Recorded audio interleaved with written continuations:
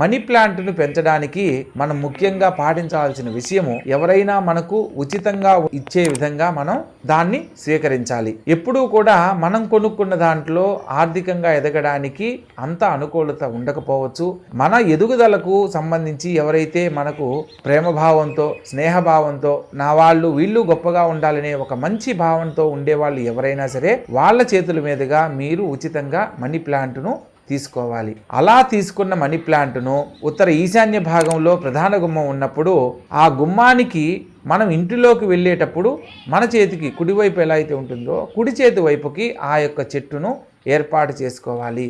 అలా ఏర్పాటు చేసుకున్న కుండీలో ఈ యొక్క మనీ ప్లాంట్ను గనక పెంచుతున్నట్లయితే అది ఇంటిపైకి ఎలా అయితే ఎగబ్రాకుతుందో, ఆర్థికంగా మీ ఇంట్లో మీరు ఎంచుకున్న మార్గాలలో అనేక రకాలుగా ఆర్థిక లాభం పొందడానికి అవకాశాలు ఏర్పడతాయి.